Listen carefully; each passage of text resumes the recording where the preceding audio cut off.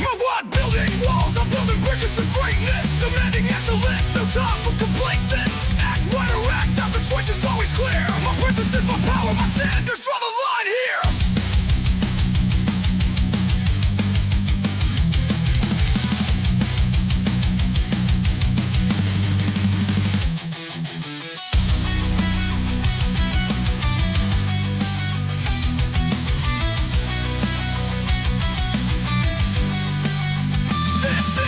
Elevation, protocol, rising above the chaos, taking control. My values not negotiable, my worth is my law. Surrounding myself with excellence, that's what I saw.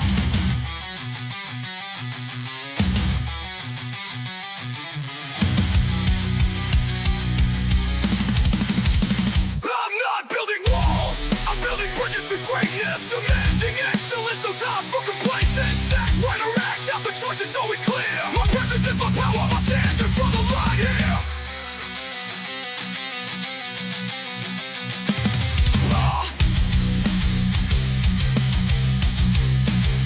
This is the elevation, protocol, rising above the chaos, taking control. My values not negotiable, my worth is my law. Surrounding myself with excellence, that's what I saw. This is the elevation, protocol, rising above the chaos, taking control. My values not negotiable, my worth is my law. Surrounding myself with excellence, that's what I saw. I'm not building walls, I'm building bridges to greatness. Demanding excellence, no time for complacence. Act right or act out, the choice is always clear. My presence is my power, my standards draw the line here.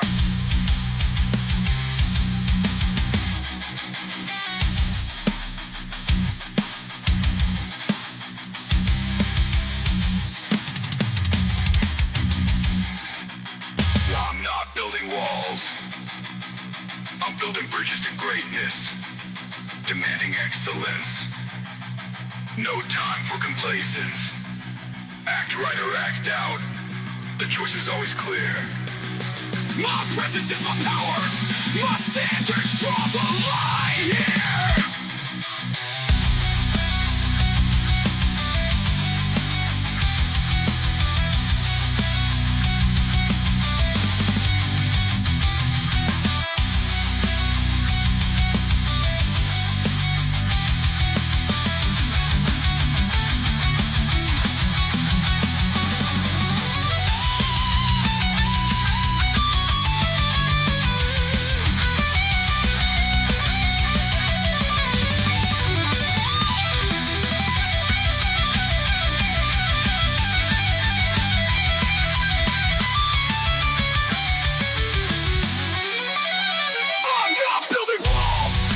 Bridges to greatness, demanding excellence, no time for complacence. Act right or act out, the choice is always clear. My presence is my power, my standards draw the line here.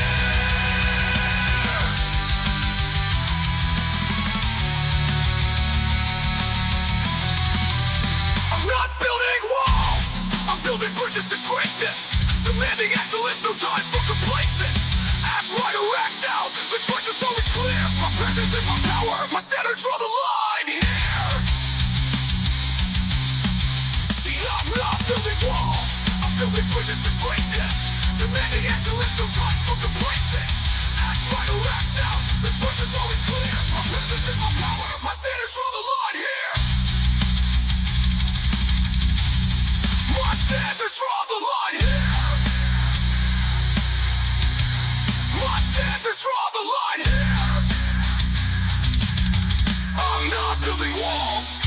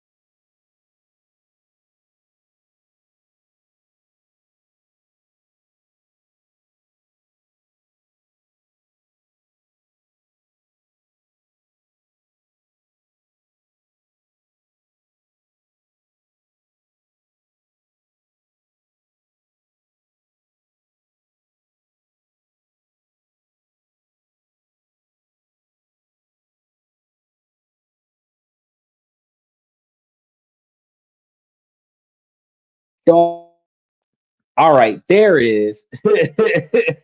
I'm gonna try this one more time. How you doing, ladies and gentlemen? There's always something. Uh, so like I was saying, we don't let the sun rise without going live, but we don't always start on time. We're always having something going on. Interfering with that. I appreciate that, Michael. Let me know. I thought I didn't hit the unmute thing, and it didn't go the way I wanted to go today. But we got the throne, so one step, one step closer to where we want to be. Just not completely where we want to be. However, um, we ask you guys to like, subscribe, hit the notification buttons, and then you guys will see what's going on. Mash those reaction buttons throughout the show. Show support towards the show. Doesn't hurt. It helps. A lot of people get to see what we got going on, and he said, glad I took lip reading and special education. So you did sign language and lip reading. So you was doing a lot. You trying to make sure that you know what's going on. Uh, so um, being live 7 nights a week, we got a different topic every night of the week. Tonight, Saturday night. So tomorrow, Sunday, we have questions and comments from the fans. You guys give me questions to help you figure out what's going on with you. And then I try my best to give you guys some reasonable answers for that. Outside of that, then we have Monday, Tuesday, and Wednesday, which is typically about business and politics. And we really discuss how politics negatively impacts your ability to make, save, and invest money, which not a lot of people pay attention to, but as we were connecting the dots over the past couple of weeks, people are starting to recognize when um, politics directly hits your wallet. Now, outside of that, on Tuesdays, we talk about different ways for you to make, save, and invest money, budget money, um, and then rethink how you place value on the money that is supposed to be working for you, and prioritizing paying yourself first over any new obstacles that enter your life. You have to be able to budget your ability to build for yourself first before you rush out there and try to pay everything off on time, right? You want to pay your bills on time, but you don't want to rush out there and try to pay everything at the same time, uh, ending up with nothing left over. That's not going to benefit you. So after that, we talk about on Wednesdays, different countries around the world that you guys can invest in, and then after that, we give you guys, and you could potentially live there, seemingly more affordable than most countries. So we try to cover a lot of different places. Then Thursday, Friday, Saturday, today being Saturday again, um, we give you guys information about self improvement, self development, relationship topics, negotiation, socialization, building your brand, and then giving you guys detailed information about raises, promotions, retirement that you can negotiate with your employer versus your severance packages, how to talk your way out of your job, getting the most on your way out, the same way getting the most on your way in. Is something that's done. So I did tell you guys I was going to try to factor that into the upcoming shows. I haven't started putting the shows up because of all the things I was doing today. But I am going to get those shows up in advance. So my mission first is to put up the next 3 or 4 Wednesdays and probably the next 3 or 4 Sundays, and then I'll phase in the next Thursday, Friday, Saturday, where the only thing that has to go up is like Monday and Tuesday. So you'll see Monday, Tuesday, Wednesday this week going up between tonight and tomorrow, guaranteed, because I got nothing to do tonight after the show. So I will be making sure that before I get comfortable and relaxed, I put up Monday and Tuesday for Monday, Tuesday, and Wednesday this week, and then the subsequent Sundays and Wednesdays for the upcoming weeks. And then later on, probably tomorrow afternoon, I'll start factoring in the Thursday, Friday, and Saturday topics for the rest of April going into May, so that we kind of have a calendar of what we plan on doing for the next like at least 3 weeks, right? Because it's easier for you guys to hit the notification button if the shows are already pre-listed, right? So that kind of helps. Even if I take them out of turn, if you hit the notification button on every show, then whichever show goes live, you're going to get notified that one of them bad boys went live today. And then you're going to dive in there and make it do what it do. Now, we haven't gotten much information about the negotiations. Allegedly, there's supposed to be negotiations, but there's also discussion that the negotiations have not progressed. So while I haven't heard attacks start back up yet, I am assuming that they're still in a ceasefire standpoint, but I haven't gotten any new information. So as soon as I find out about that, I'll let you guys know. You missed tax season if you didn't get your taxes done by April 15th. That's on you. You got to figure something out about that. Then, um, yeah, that's kind of all we got going on. We're looking at everything under the sun that needs to get updated and taken care of. So you're going to see a lot of edits going on the show. Probably next weekend or the weekend after that, I'll start catching up on all of the edits for the intro of the show and phasing out any glitches that we had throughout the show, trying to get that stuff out of the way so that if you guys want to start the replay, you get to start the replay from when we actually start talking about something meaningful instead of hanging out for 20 minutes waiting on the meat and potatoes to get started. So today we actually was covering a topic about quitting low value friends so that you can gain higher value dating relationships and stuff to that effect. And based on that, you guys have been told in the past, and I know everybody hears that attraction is supposed to be the game, right? You know, a game of learning the right lines, the right text to send, the right tricks to appear more confident, mysterious, or desirable. Because I mean, truth be told, um, women love mystery. So if you like put everything out there in the beginning, then they are gonna lose interest in you quickly.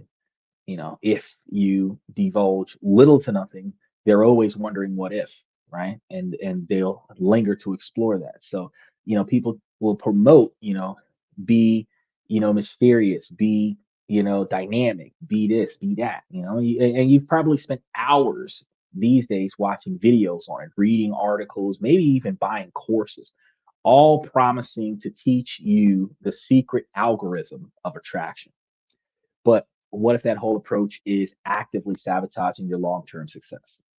Which is something that I've been trying to focus on with you guys for a very long time, is for you to prioritize your long term success. What if the men who really win in the end, the ones who build incredible relationships with incredible women, aren't playing games at all? They're operating on a completely different level. Well, today we're talking about why consistent, reliable behavior is the quiet superpower that builds an untouchable reputation and attracts partners who are serious. Michael says, the book of the night, the year of voting dangerously, oh, the derangement of American politics by Maureen Down. Now, ironically, I did cover a show earlier this year about voting because we are in the midterms and November 23rd is supposed to be midterm election. So this book works in more than one way for today. So you guys remember to pay attention to your local cities and states, um, for Supreme Court judges and mayors and deans and school boards, sheriff, chief of police, and all of that stuff. Because you don't just vote once every 4 years for president. You vote every year for something, and it staggers. So while it might be 2 year terms for certain things, it's this year is for one person 2 year, and next year is for another group's 2 year, and a year after that is for a different group, all the way down to the fourth year where you're voting for the next president. So you got to pay attention to who's up and running, and make sure that your identification cards are up to date for the city and state that you plan on voting in. Notice I said the city and state that you plan on voting in, because not all the time do people have a driver's license or state ID for the city and state that they're currently in. So whatever city and state that you plan on voting in, make sure that your information is correct on that. Now, back to the superpower that builds untouchable reputations. This has nothing to do with the hacks that you guys have been sold from social media or online anywhere. This is going to be about becoming the kind of man that high quality women are genuinely, deeply, and lastingly attracted to. Now, this isn't about faking it at all, because I mean, you can put on a front for a while, but once she starts moving in and unpacking her stuff, the real you starts to surface because you weren't being genuine. You were being what you thought she wanted you to be. so that she could linger. Now, a lot of times when men do this, yes, you end up getting the woman that you wanted by pretending to be the man that she thought she wanted. But like Hamlet in the bushes, it wasn't you that she wanted, it was the other guy, right? So eventually, she's going to find out that you're not what she thought you were, and that's going to make her not want to do anything with you, and that's going to cause your relationship to fall short. He said, question: where do women go to find good men? They don't. Women don't go anywhere to find good men. What women do is they overly attractify themselves. They investigate the man's income, and if he declares that he makes enough money, either based on his job title or his assets, bank accounts, and everything like that, she observes the car that he drives. She pays attention to the size house that he drives her home to. And then she just makes assumptions. She doesn't actually do research on the man to find out anything other than does he have another girlfriend on the side or a baby mama or a secret family. She doesn't pay attention to his personality. She doesn't pay attention to his characteristics. She could give two shits if he cares about her at all, as long as he's willing to spend a lot of money on her, because women are looking for financial security more than they're looking for an actual good dude. So they will find the financial security with the bad dude because the bad dude is financially wasteful. So he's willing to spend more than 50% of his income on entertaining her. But that is not what she needs. Then when she realizes that down the line, then she decides at like 40, 50 years old, when she's no longer valuable to 75% of the male population, then she decides that she wants the good guy after the fact. But when she was prime real estate between 16 and 30, between 16 and 28, when she was prime real estate, and yeah, I'm gonna go that low. I'm gonna say that snap from 16 to 28, prime real estate. Yes, I'm going to say that. And why do I say it like that? Because before they have been damaged by society, they are the most valuable. The younger they are, legal range, the younger they are, the less likely they have been compromised by society. So if you can catch them fresh out of 18 without being ran through by the high school, she's less likely to be psychologically and emotionally damaged from the people that she's engaged with, which allows you to be able to cooperate and mentor and motivate and get her through a lot of different things that you would not have been able to get through a female that is not uh, doing what she's supposed to do. So I'm just like, that sucks for her. Right now, the females that are too late. And I'm gonna say it like that because if you're like 50 years old, yeah, you can find your 70-year-old dude that's willing to because 50% of your age plus seven. But when you're looking at like the women that are in their 30s thinking, oh yeah, I'm gonna talk to this 35-year-old guy, doesn't always work. Yeah, there are some guys that'll do that, but there are a lot of guys that still want a legacy. And if you're 35 years old and you're done with children, your kids have gone to college already, you're not the perfect match for that guy. So that guy's going to be dating your daughter that turns out to be 21. And you're going to shame him for doing that because you feel like he should date his age range, but the women in his age range aren't valuable because they don't hold they don't carry themselves to that higher standard. So when you ask me, do women actually where do women go to look for a good man? Truth be told, if a woman wanted to find a good man, she would find him on his job because those are the ones they don't go out and hang out at the club. They're not partying with the guys. They go to work, they go home. They're boring. They're vanilla. They're stable. Women don't look for that. Because if she was looking for it, she'd be finding him on his job. She wants to find a good man that makes a decent quantity of money. She would start flirting with the guys at the law firms or the bank tellers, right? If she's looking for a stable job and a mediocre job, she'd be looking for a guy in like a grocery store or gas station, a night shift manager, something like that. He says, so he's building a nest. Yeah, the good guys are building a nest. The bad guys are not. Now, Michael said, I'm getting blinded by the light off of your glasses. Why wear the glasses so that I'm not blinded by the light?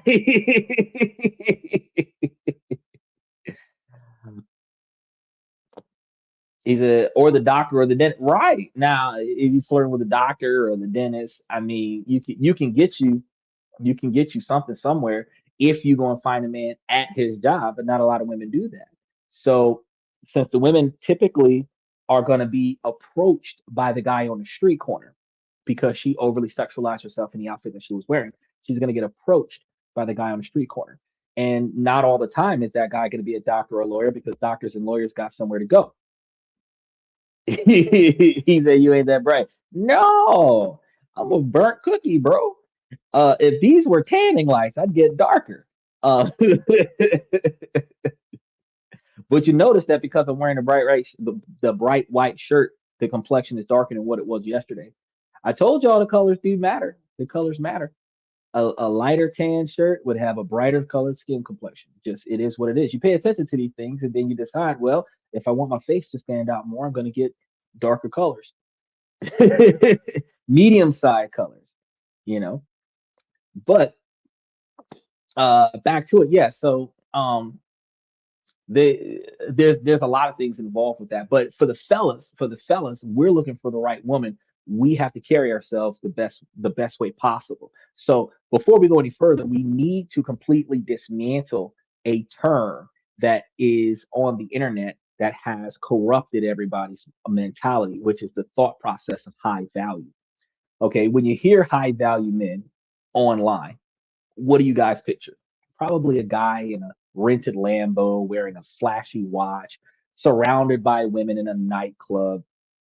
It's a, uh, a caricature of success built on statue, money, status, and overt displays of dominance.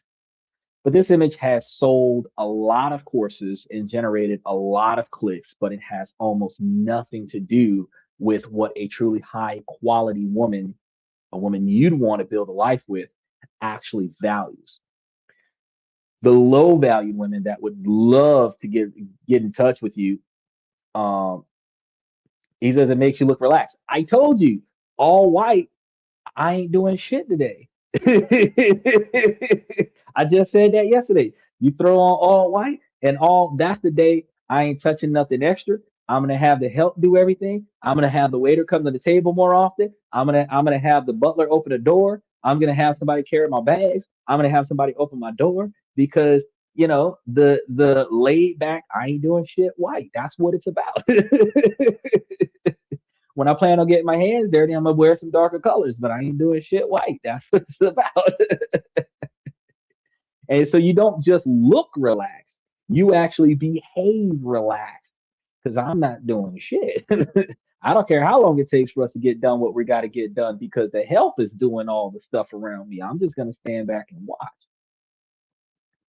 Uh, Michael said, a hooker. He got it up there. I'm trying to put it up on the screen.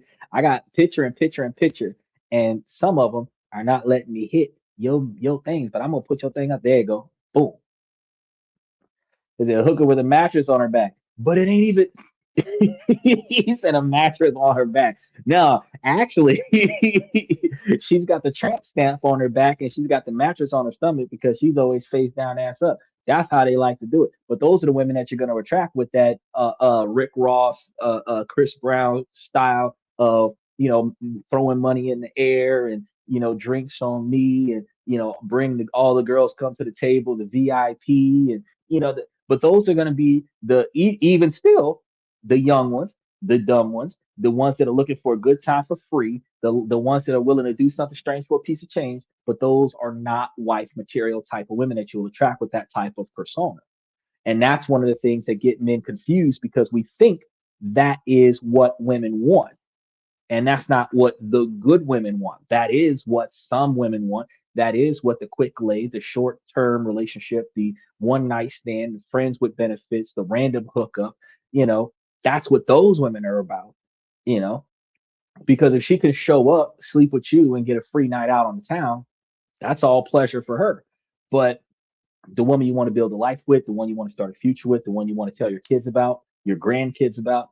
That behavior, the behavior you didn't want your daughter to behave like, is not going to be the type of behavior you're going to make your daughter's mother like. You see what I'm saying? So, from the mentality of men, we're not going to choose wife material that is going to behave differently than the way we would teach our daughters to behave when they're out in the street looking for a man.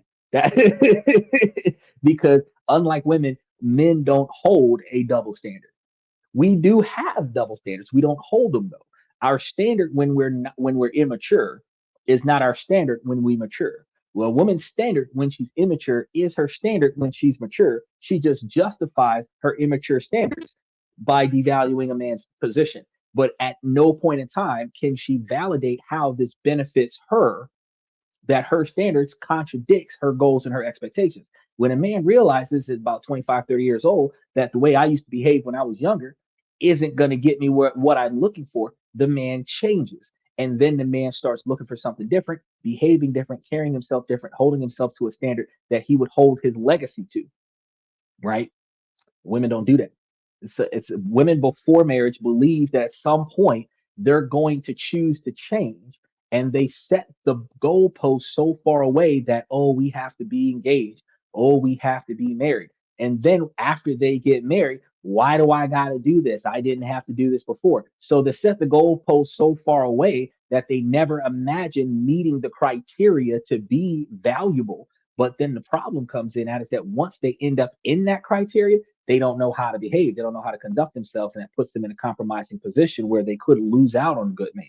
But today we're talking about how the good men can find a good woman. So this superficial version of high value is a clean trap. It's a performance.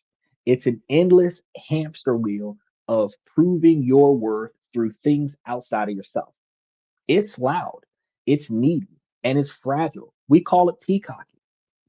The man who builds his identity on these things is a terrible, terrified individual who is afraid of losing the woman that he's getting because he knows deep down that without these things, he has nothing of substance to offer this woman.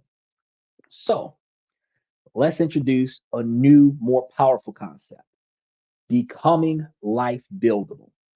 A life buildable man is one whose value isn't in his assets, but in his character. His worth is measured by his reliability, his emotional maturity, his integrity, and his self leadership. He isn't focused on creating a fleeting moment of excitement with a cheap trick. He's focused on proving through his actions over time that he, as a man, uh, is the man that a woman can build a future with. He said, "Well, he had owner operated up there. You can order one on Temu. She'll come in the box. If Temu is selling Build a Bitch,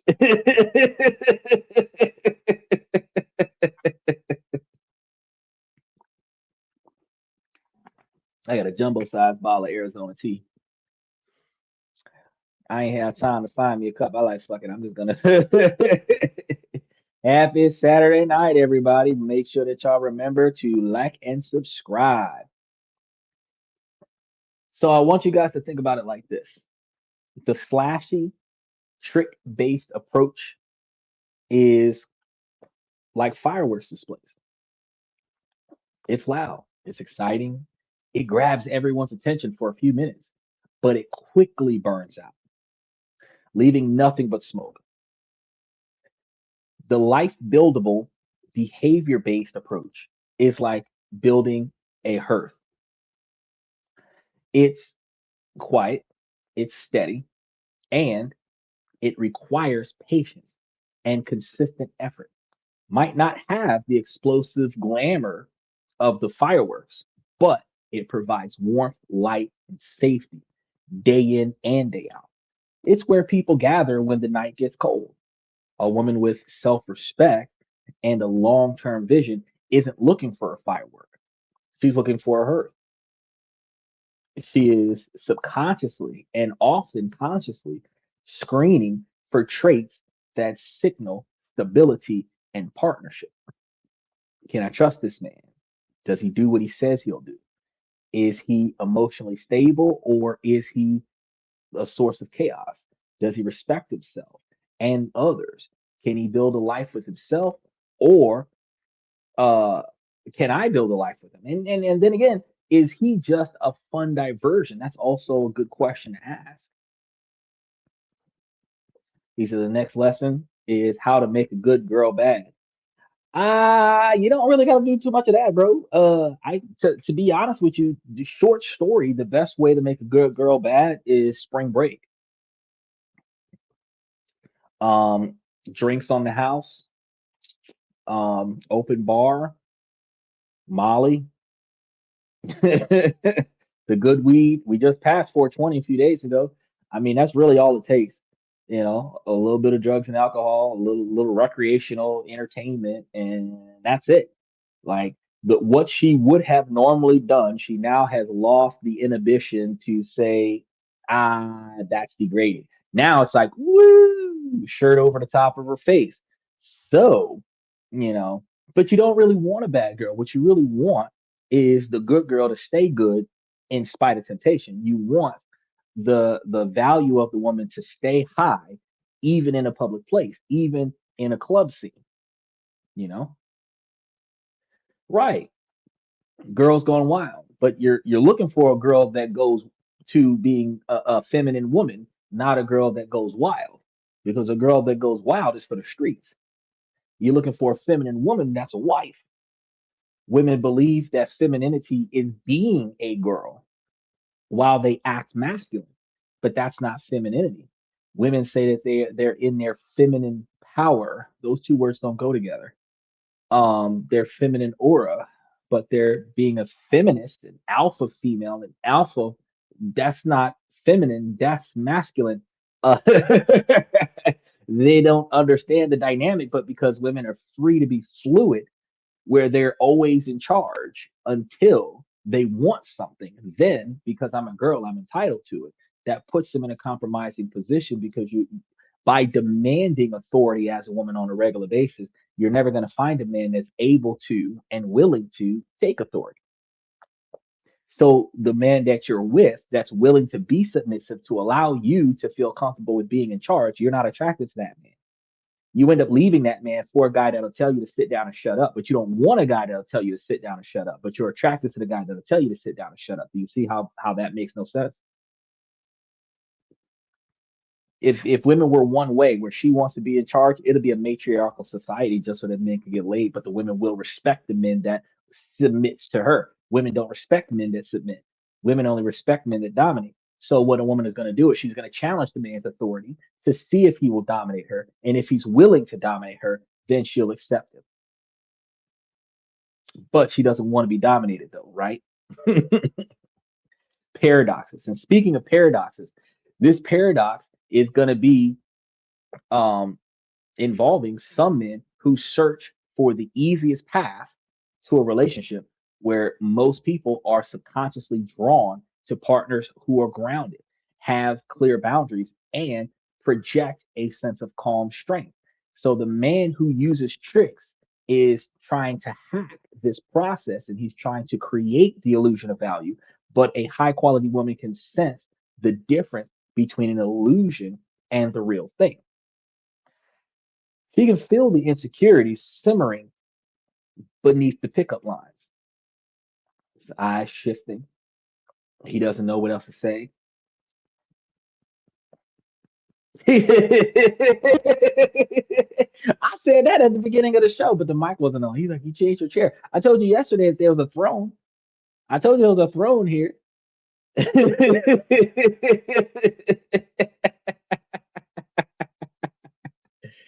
I told you there was a throne here. Yeah, there's a throne here. Yeah, there's a throne here. It's actually it's a real nice throne too. It's a real nice. This is like a King Arthur kind of scenario. Pick it up. You pick it up. No, I'm not picking. I already picked this bitch up once today. You want to see it? You, damn it! You should pay to see it, Michael. There, look, it, there, there you go. Now you saw it. It's in there. It was a quick glimpse. It's a pretty decent chair. Does no, it doesn't have a commode under it, man. It's not a toilet. It's an actual throne chair. realistically a throne share.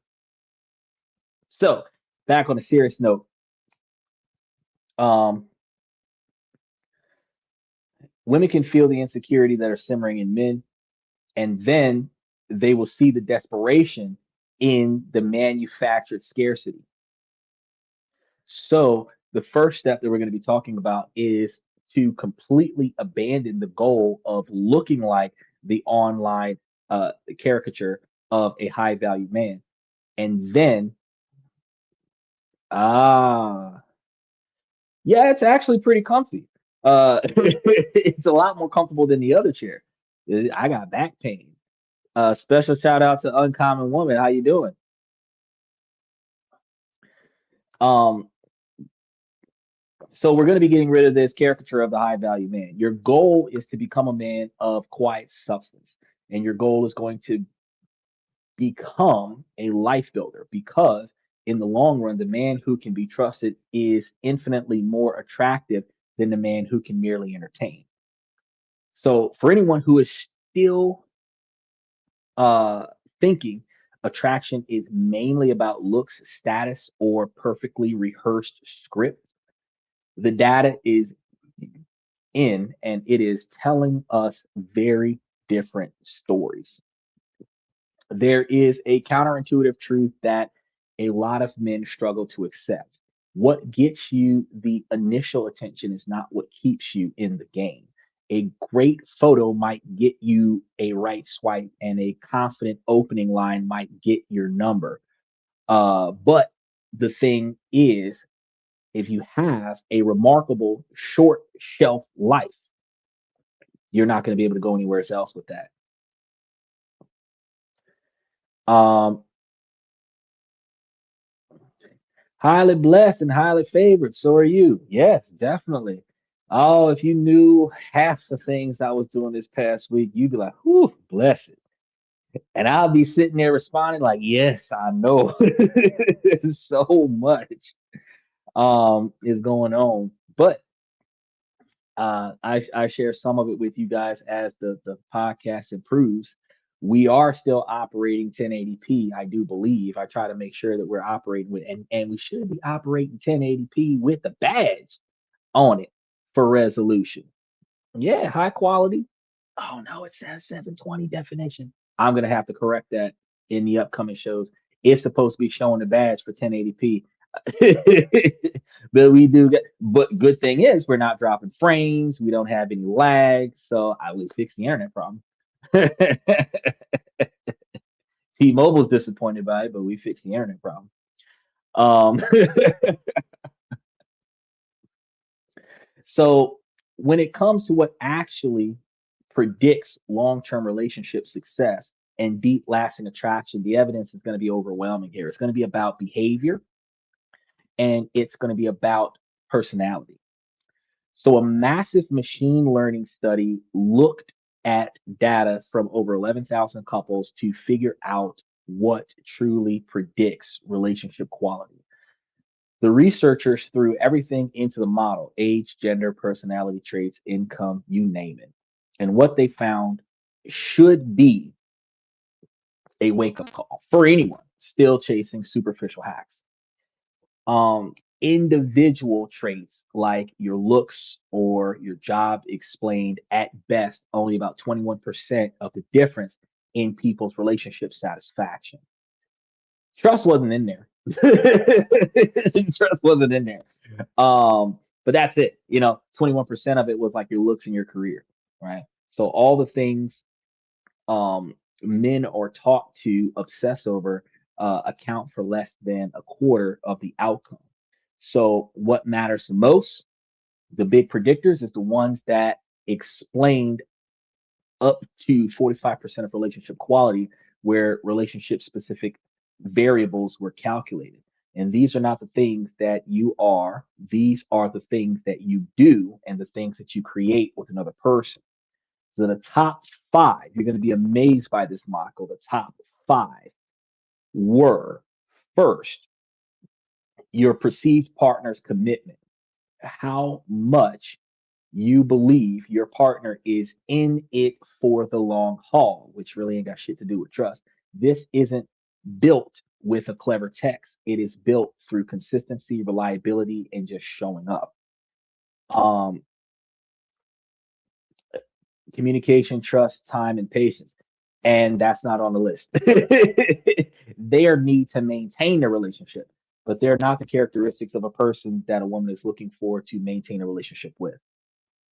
And I told you, you're going to be amazed by the irony here. Second is going to be appreciation, feeling valued and lucky to have your partner. This is actively grown by showing gratitude, not by playing games of indifference. Third is sexual satisfaction. And as we know, this is deeply tied to emotional connection.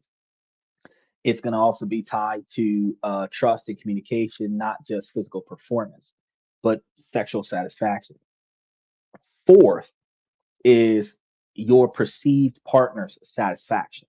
Because basically, your belief that your partner is happy in the relationship isn't always a thing. This points to a dynamic of mutual care and awareness. And then, fifth, a lack of conflict, meaning the ability to handle disagreements without wrecking the connection, a skill based entirely on emotional maturity. So, while sexual satisfaction did mention communication and trust, and it's going to take time to build this, and you're going to need the patience to have it. Those things aren't in there.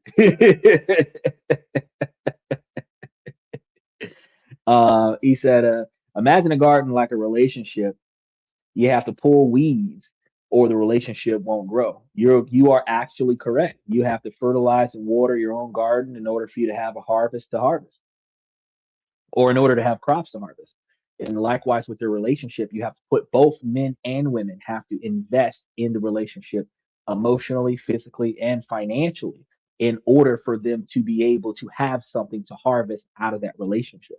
Because if you are just in the relationship receiving, you are not investing in the relationship. It's like attending a church and always asking for a contribution without getting without giving a donation to the church. You're getting out of the pot without putting into the pot. He said, "Can I get a gold star?" I give you like a silver star because you turned my throne into a toilet seat. So I give you a silver star. Um, but if you look at that list, not a single one is going to be about your jawline, your bank account, or the car that you drive. Every single one is a direct result of your behavior over time, which is where Michael said patience. It's about how you make a partner feel about the relationship itself. The science is going to be clear. The partnership you build is more important than the partner that you pick. And this is backed up by broader international studies, like one from YouGov that surveyed people in 20 countries. It found a unanimous verdict that people across the globe, especially women, prioritize personality over good looks. In contrary, after going from country to country, when asked what they look for in a partner, the overwhelming answer was a personality that I like, even though women only aim for he looks good and he's spending money. They will stay with a good personality. They will fling with he looks good and he's spending a lot of money. The data doesn't lie. Looks might get the swipe, but personality and behavior gets the ring. And this is fantastic news. Why? Because you have far more control over your behavior than you do over your bone structure or your height. You can't change your genetics, but you can change starting today to be a man who is reliable. You can choose to be a man who shows appreciation. You can choose to be a man who communicates with respect. These aren't tricks, they're skills. More than that, they're character traits that women don't pay attention to. Where you go, I go. Not too many people actually have that mentality anymore. We say we want a ride or die person because that is the modern day term of where you go, I go. But truth be told, a ride or die person is somebody that is forced to go whether they want to or not, because if they don't go, they'll die. And if they do go, they might die. So you have a higher probability of survival if you went than if you didn't go, because if you don't go, you're definitely dead. So when you say, well, I want a ride or die chick, that's you're saying that you want her against her own will, against her own better judgment to do whatever it is that you're doing, because if not, she's not going to make it. That's not a good standard. You want a woman that's going to follow your lead. Wherever you go, I'll go. The phrase like a lost puppy. Yes, wherever I go, you will stray behind me and along with me the whole time and not complain, because you value me enough that you will go through anything to be at my side. And that is hard to find in any female these days, because a lot of them have been corrupted against that mentality. He said, I can always stand on my wallet. Shit, I'm not standing on my wallet. I just told y'all to leave 3/4 of your money at home. Your wallet should be paper thin, so it ain't gonna do nothing. Your wallet should be able to fit in your sock inside of your shoe, and nobody know that you got your wallet. You're not trying to stand on no bankroll. You know what I mean? She can stand on a box and get the fuck out of here. She can stand on a box. Um,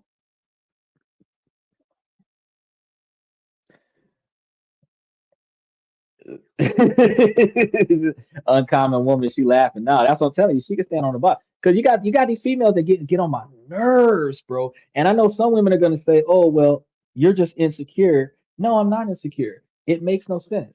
You want a man that's taller than you, and I respect that. You're 4'1". You're going to put on 12-inch stilettos so that you can be 5'11", and then look at a man that's 5'6" and say he's not tall enough for you. But if you take off the fucking stilts, he would be tall enough for you.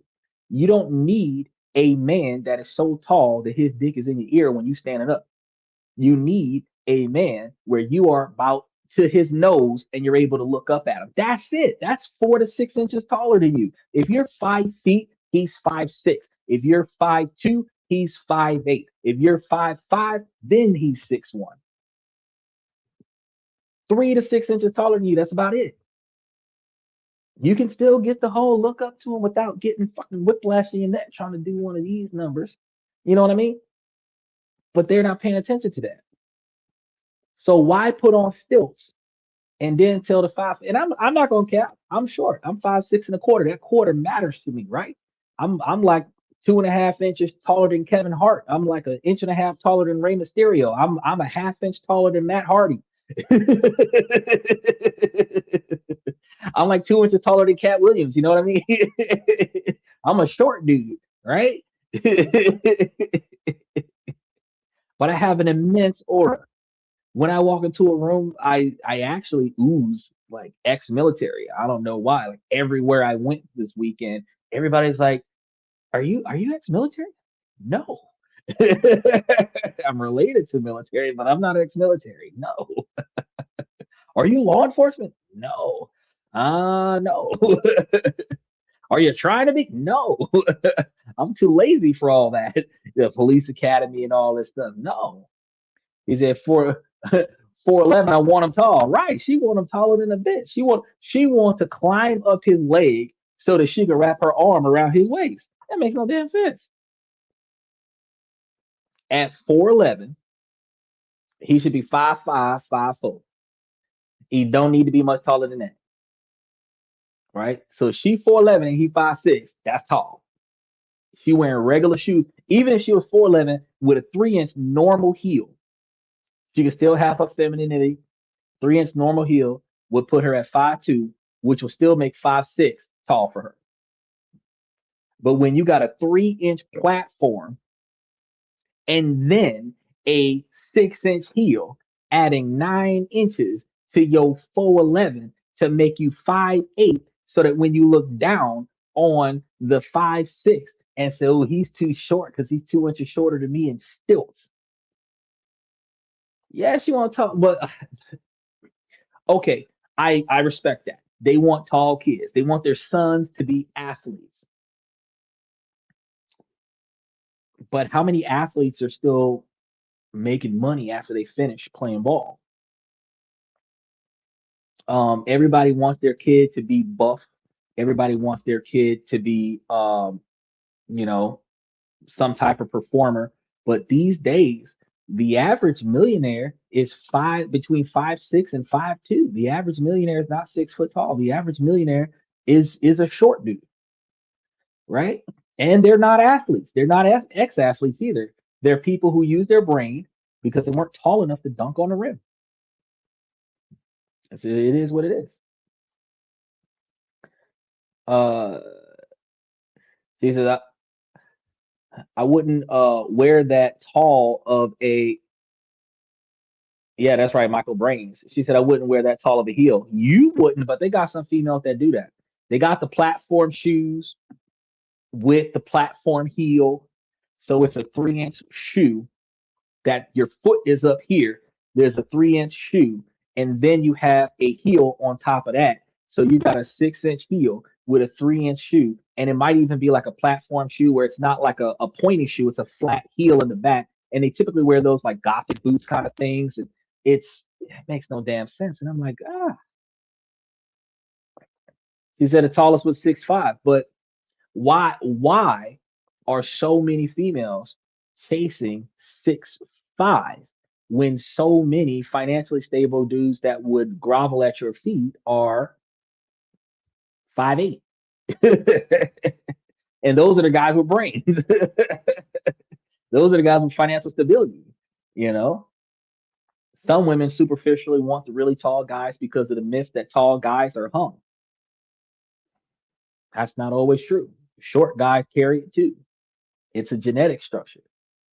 Um, Ironically, because the size doesn't get any bigger as the person's body size gets bigger, the fact is that the guy can be covered in muscles and his 6 inches is still 6 inches. That's like the only thing that doesn't grow with his body size, right? And the weird part is that the female can only take 7. So anything over 7.5 is wasted. So you're like, I'm looking for a 13. No, you're not. There's not. You're not going to do anything with the other 6. It's just there for decoration. So a 5'5" dude with an average package is all you needed. They say, oh, well, it ain't the size of the boat, it's the motion in the ocean. No, it's the fact that that damn canal is only supposed to be 7 long. And if it's 13 or 14 or 18 long, it's like sailing a ship in the ocean. It's like landing an airplane in the Grand Canyon. It's like throwing a hot dog down a hallway. It ain't valuable anymore. Then the women should make her own money as well. But see, here's the thing: women believe that because they they can't get what they want, they should make their own money and then be the man that they wish they had. And all that's going to do is have her still be a low value woman because if she's not married to a man, because the women of value get married to men of value, hopefully more often than not. But a women who don't carry the value, who don't carry the characteristics, and selfishly decide instead of being what men want, so that a valuable man can choose me, I am going to be the man that I can't find, so that I don't need that man to fulfill these manly duties. But all that does is turn you into a masculine woman that is unattractive to the man that you want, and now you can't find the men that you want, but you got a bunch of men that you don't want that has no problem with partnering with your money and building something lifestyle creep because they're not going to invest in the future because you found a man that's wasteful and he's wasting more money than you're wasting and you're successful, he's successful too. But think about this. Do you want a man that can make you a multimillionaire just by following his investment plan? Or do you want a man where you can live in a middle class lifestyle and live from paycheck to paycheck until you die? Where if one of y'all take a sick day off, where y'all both working 2 jobs, if one of y'all take a sick day off, y'all don't got enough money to pay the bills. But you live in a nice house with a nice car, with 2 nice cars. Y'all both got a nice car, and y'all both got the latest cell phone, 5G and everything. You've got all your name brand clothes, your hair is imported in and sold onto your scalp from the latest barber or whatever y'all got with the salon and stuff. And you can show off on social media the kind of lifestyle that you got with your man living from paycheck to paycheck. But when you get off of that social media feed, the stress of not having enough money to cover the spread from paycheck to paycheck is lingering over you, as opposed to if you had that dude where the two of y'all can live on one income and the rest of the money goes into a brokerage account that builds y'all the kind of money where y'all can both quit and double the quantity of money that y'all started with when y'all met. And now y'all can increase y'all lifestyle 25%. And now y'all can go from living off of one income to living off of one and a half income. Y'all can quit y'all job and y'all can travel the world. Y'all own everything. There's a big difference. But if you just decide, well, I'm just going to make my own money, that way I can bring that to the table. Women don't bring money to the table. When a woman makes money is her money and his money is her money. A valuable woman is not going to just bring money to the table. She might bring some investment opportunities to the table that he can put the money down on. She might bring some connections that he can benefit from to bring more money into the family. But a woman of value is not just going to bring a stack of cash to the relationship, because her money is her money. And that's kind of how things always are. And I mean, it's not me trying to be bitter about it. It's just the truth. The fact is that if she puts $1 down on it, now she wants half back. She didn't even have to be. You could have been paying for this car since you bought it. Had this car for 4 years. You're about 1 year worth of payments left, but because she put gas in the tank one time, because she paid for oil change one time, now she wants the whole fucking car. Women are not going to give half of her income to a man and then walk away from the relationship and leave that shit behind. But women want a man to pay for it 75% of his life and then give half of all of his stuff to her just because she was using it while she was here. So when a woman brings money to the table, say, well, I'm just going to make my own money.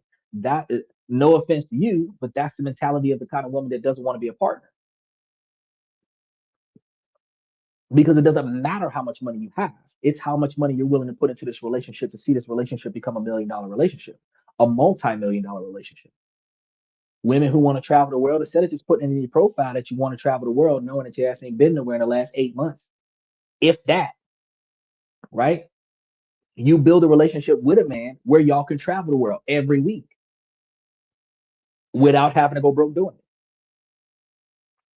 it. The difference is in the mentality. Now, a woman of value will not let you buy stuff that doesn't need to be bought, will not let you waste unnecessary money on gifts that she don't even care about. She will let you save that money, invest that money. She will discourage you from buying her shit she don't need, because she will smile at the bank account growing, because she know that when we retire, the last 25 or 30 years of our life, we're going to be able to have no problems. We're going to have no responsibilities, all the money that we need to do everything that we both want to do.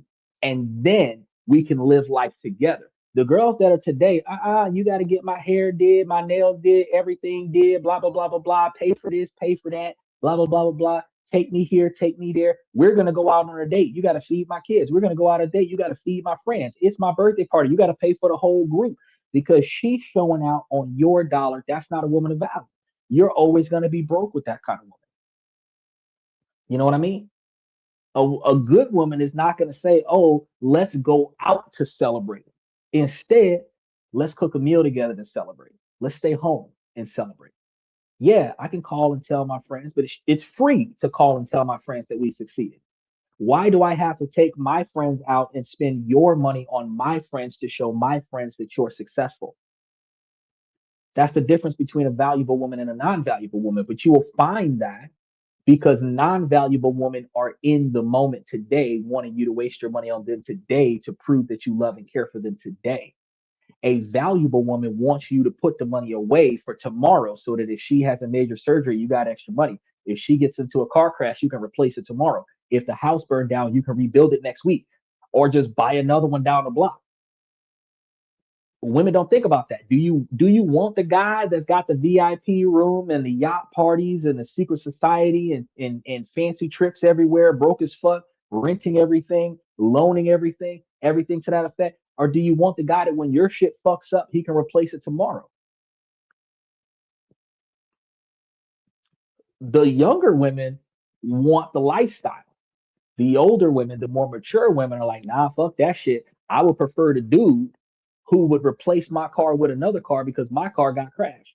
He ain't even gonna wait on the insurance company. He's just gonna replace my car and then get reimbursed from the insurance company so that I don't gotta walk. Right?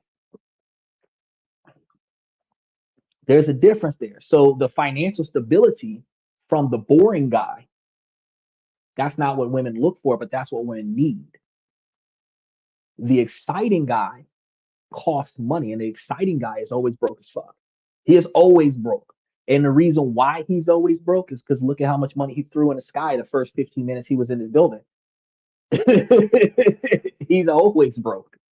By the time he finished with the club, yeah, I spent 10 stacks in the club last weekend. Like that's supposed to impress people. It impresses broke-minded people, but it doesn't impress high-value people because if you're dating a dude who threw $10,000 to the crowd one weekend, that $10,000 could have made him 100 grand over the course of 10 years. And if he's doing that every time he get an extra 10 grand, that's $1 million out of the window. Opportunity cost. So women that look for that kind of man, that's a low value man. So women that are looking for that kind of man, low value women.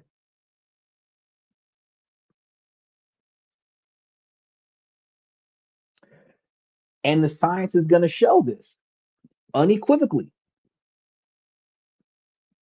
The good man, the good guys finish last scenario, these are the traits that create the kind of attraction that lasts because women are in the moment. I wouldn't be with that type of guy. And when women are younger, they're with that type of guy. And then when they get older, they're like, you know what? That's not what I need. Because they're with that type of guy when they're younger, because when they're younger, it's the the opportunity for free entertainment, opportunity for lavish lifestyle. They can't afford what's being given to them because they're attractive. So since they can't pay for this on their own, especially if they're trying to stay responsible with their own shit, they will ride the coattails of a wasteful dude while maintaining their own financial stability at their house, which is why her money is her money and his money is her money. But eventually, after chaotic relationships and things going south, she realizes she needs stability in a man in order to come up. That's when she stops dating the dude that's financially irresponsible and starts looking for the dude that's responsible. But not a lot of women know what a responsible dude looks like since the majority of kids are growing up without their fathers. 82% of kids grow up without their fathers. As a result of that, the women are raising the kids. And since they don't know what good men look like because the women are raising the kids, when the kids become grown, the men don't know how to behave like men and the women don't know how to behave like women because the mom had to behave like dad and dad wasn't there and they don't know what a man is supposed to look like so they don't have a model so all they do is get what they get off of social media off of the movies and music videos and everything to that effect and they think that's what a good man is supposed to look like but that's not always the case. Now once they come across a true genuine good man they don't know how to act, but that's like 18 to 28 they don't know how to act. 30 to 50 they kind of know how to act but they got to ask themselves, do I really want to change?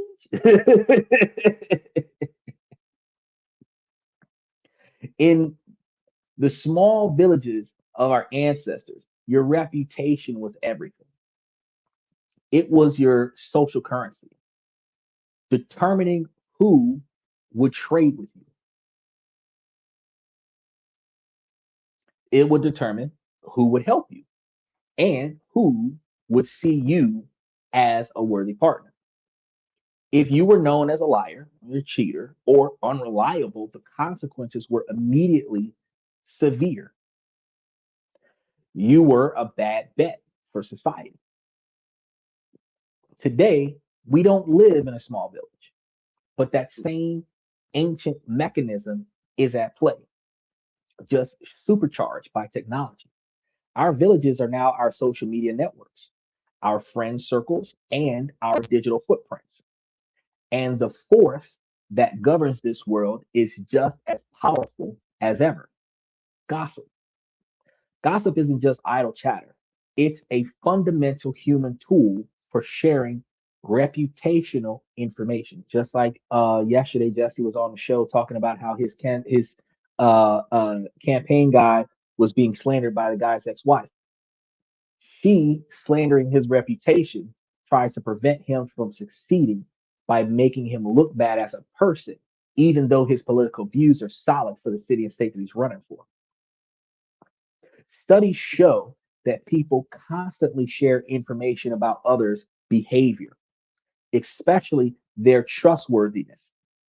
When someone hears gossip, they tend to believe it and they use it to update their opinion of the person being discussed.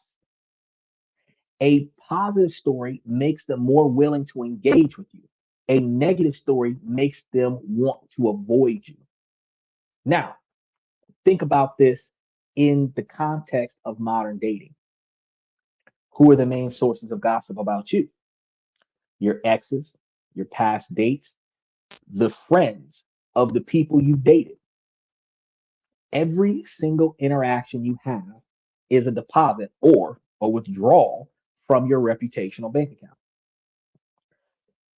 The woman you ghosted after 3 dates, she tells her two best friends how you vanished, branding you as a disrespectful and cowardly man. Those friends now see you as a bad bet. One of them might be in the same social circle as the woman that you're interested in next month. Before you even say hello, your reputation has already spoken for you. You've been pre rejected before you even walked up. Conversely, what about the woman you had a few great dates with, but you realized there wasn't a long term connection? So you told her with honesty and respect. You made a deposit. She may be disappointed, but she respects you. When her friends ask about you, she says, "Oh, he's a really good guy. It didn't work out, but he was super respectful and honest, a total class act." You just got the most powerful endorsement possible. Her friends now sees you as a man of integrity. You've been pre-vetted. The cheap tricks and pickup artists, those tactics totally ignore this reality. They're optimized for a single isolated interaction with zero thought for the reputational fallout. Ghosting, negging, love bombing, leading someone on, these behaviors create stories. And those stories spread. In our interconnected world, you are one screenshot away from your behavior being broadcasted to an entire social network. Powerful, unorthodox way to think about this is to start making decisions based on how they sound when they're retold. Before you send that vague text, before you flake on a date, before you decide to just disappear, ask yourself, how will this story sound when she tells it to her best friend? If you act in a way that you'd be proud to have retold, you're building an invincible currency. You're creating positive social proof that walks into a room before you do. You're building a reputation as a man of character, safe, reliable, and respectful. That's an asset that flashy tricks can never buy. It works for you when you're not even there. Beyond the stories you can create, one of the most powerful signals of your value is the company that you keep. Cutting toxic friends creates unconventional dating advantages that goes far beyond the obvious confidence boost. The mechanisms operate through social perception, behavioral programs, and mate value signals that most men completely overlook. First is the pre-selection and social proof amplification effect. Being surrounded by high value friends, especially attractive women, creates a powerful pre selection signal that dramatically increases your dating market value without you saying a word. When you post social media stories showing yourself having a great time with cool, attractive people, something magical happens. Cold prospects who were previously uninterested suddenly warm up. People who were already interested move closer to commitment. This visual proof of high value life carries far more weight than any story that you could tell about yourself. Interestingly, you don't even need to be dating these women that are with you. Simply being respected friends with these women produce the same effect. One man reported that just knowing an attractive woman in his class led to other women approaching him at parties saying, I heard about you, and asked for his number. People find you more attractive when others validate you first. Because unlike men, women need social validation. Like other girls have got to say he's all right so that she knows that he's all right. Don't know one dude got to go find out from another dude if she's all right. All we need to know is anybody else in the collective hitting that? If nobody else is hitting that, I want to go hit it. That's about it, right? Completely different dynamic, right? Second, understand that your friends reflect your identity and your value. Low value friends are anchor weights that drag down your perceived mate value. People unconsciously assess you based on who you associate with, which means that if you got ain't shit friends hanging around you, they're going to assume that you ain't shit. If you've got friends around you that's willing to devalue you in public, that says something bad about both of you. Because one, if your friend thinks so poorly of you, why are you with them? And then two, if your friend thinks so poorly of you, why are they with you? It made both of y'all look bad. The five people that you spend the most time with literally average out to create others' perceptions of you. And for those individuals who say, well, I don't have five people around me, I only got one or two. Even still, if you got one sidekick that you squad up with the most, even if that person only squad up with you twice a year, whenever you're in public with an extra person, whoever that extra person is, redefines who you are. Okay. If they're toxic or unmotivated, they contaminate your social image. When you upgrade your circle, you upgrade how potential partners perceive your value, status, and desirability. This works through what's called value similarity perception. People assume you share the values, habits, and character of your friends. So, keeping friends who lack ambition or have poor relationship habits will unconsciously program those same patterns into your dating life. And this leads to the third mechanism, breaking the self esteem sabotage cycle. Toxic friendships actively destroy the confidence required to attract quality partners. Friends who minimize your success or highlight your flaws sap your confidence. That insecurity then manifests as desperate, needy behavior in dating, the number one attraction killer. This creates clinginess, jealousy, and a constant fear that your partner isn't attracted to you, sinking the relationship even faster. When you eliminate friends who trample your boundaries, your non negotiable expectations for behavior, your self esteem naturally rebuilds. Healthy friendships become a training ground for the confidence and communication skills that directly transfer to romantic success. Fourth, your friends are gatekeepers and saboteurs. And these are the emerging phenomenon that is called friendship fluence. One study found that 42% of young singles report their friends significantly influence their dating decisions. And y'all see this in social media a lot of times when a guy walks up to talk to a chick and the Chick's friends will reject the guy on her behalf, even though she's interested in the guy and she's clearly showing interest. The friends will not only reject the guy, they will discipline the girl for not allowing the other girls to reject the guy on her behalf, ultimately destroying her possibility of actually finding a good dude because the girls around her are not the women of value that would support this woman of value. Because if this woman of value was picked out of a collective of non valuable women by a guy in passing, that woman of value will now be reincorporated into the collective of unvaluable women because the unvaluable women have shut down a valuable man who found her diamond in the rough style. Many potential matches are rejected simply because they don't pass the group chat test. This means low value friends with poor judgment or jealousy issues can actively block good prospects.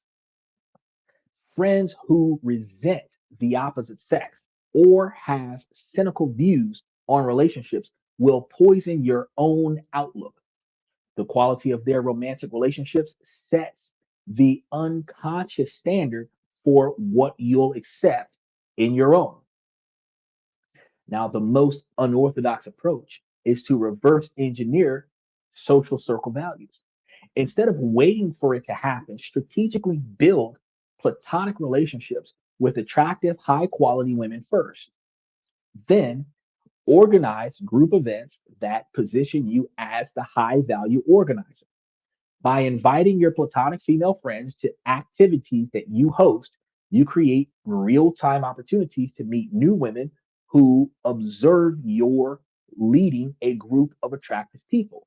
That is instant social proof and pre selection in action. Now, real quick, I told you guys before when you're hosting these social circles, if you're hosting these social circles in a platonic environment that is ultimately bringing in successful individuals and you connect with these successful individuals. It doesn't matter if you get a relationship out of it or not. What matters is that you find other successful people that you can connect with and potentially have a business opportunity with.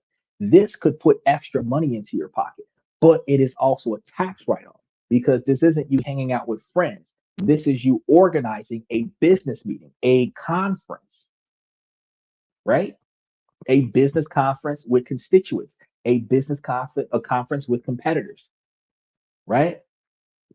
So even if you did host this event at your expense, you can write off the cost of this expense on your taxes.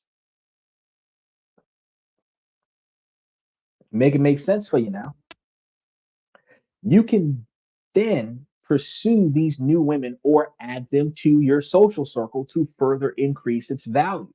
If you've got an event with 30 women in there, when probably 15 of them you invited, and every girl invites her friend, you might have only invited 5 or 10 female friends that you knew, and each girl came with 5 girls. And if you had 5 girls there and they brought 5 girls apiece, now you've got 25 girls in the building. If you hosted an event that ended up having a building with 25 girls in it, what do you think's going to happen? 40 guys are going to show up because you got a building full of chicks. You went from 5 females in your social circle to 70 people. Now, as a man of status, this is your event. All the women knows the host. All of the men want to know the host because the men see that this guy's got all the women in the room, right? Now, this expands your network to find guys who know girls who, and this actually aids you in your ability to connect to more people.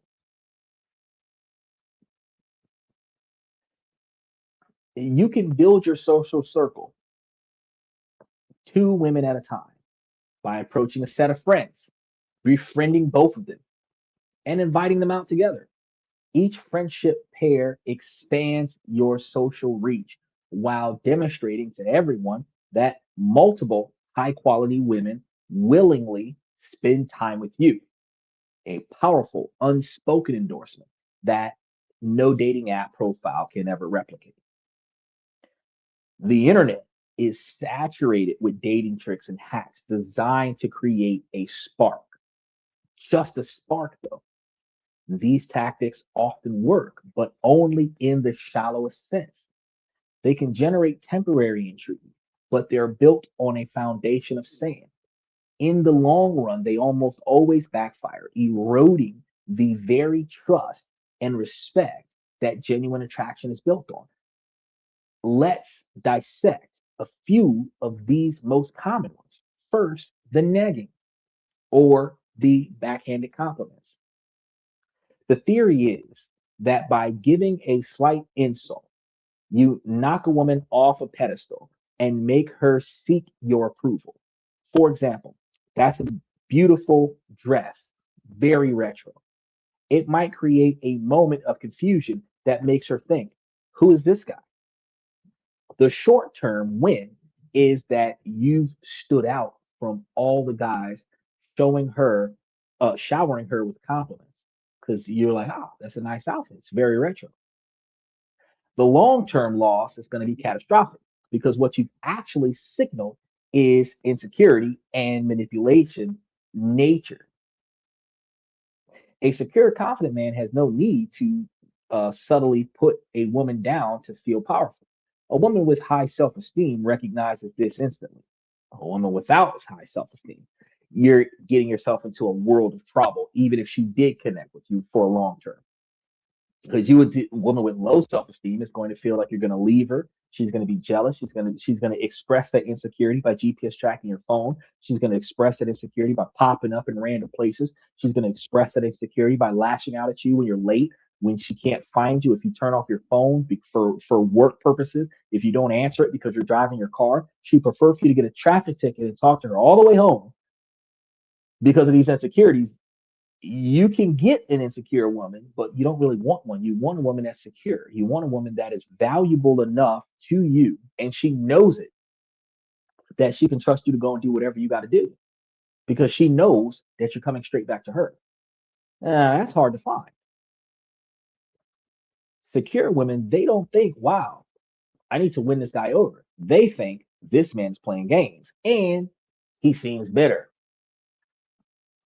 You may get a reaction, but you've lost the respect from that woman. Next up is manufactured scarcity or playing hard to get. This is the advice to wait a specific number of hours before texting back or to be intentionally vague about your availability.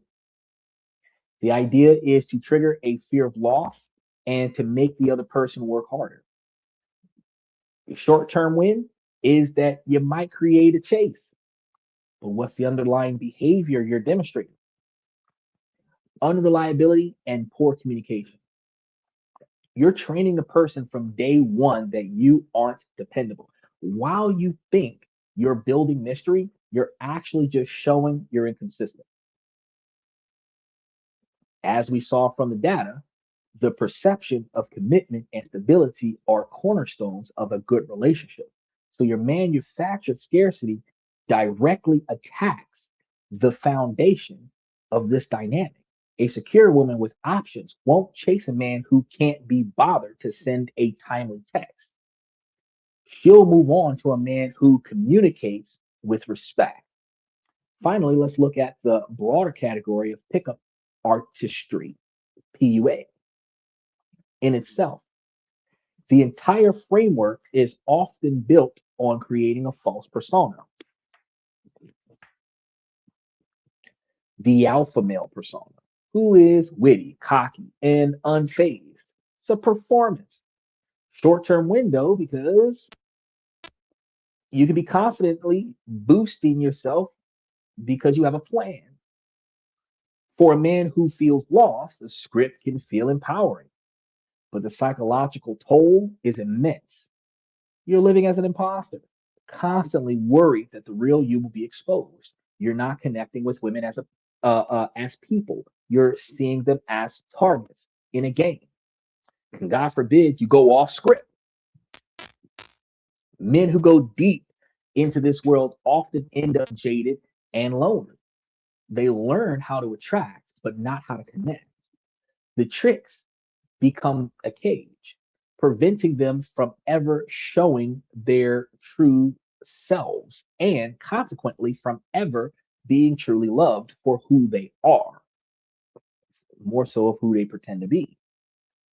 The common thread in all of these backfires um, with the tricks and the manipulation is that they're copying mechanisms for feeling of powerlessness, and they're actually gonna help you with coping, but they're copying those mechanisms.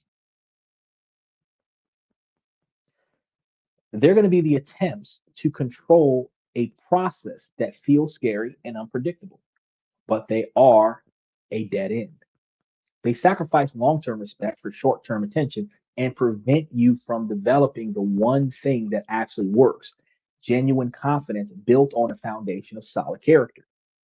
Now, if this is resonating with you and you're tired of games, take a moment and hit that subscription button if you haven't done so already. Mash the like button and hit those reaction buttons because this channel is all about moving beyond the tricks and focus on the identity level changes that creates lasting success in dating and in life.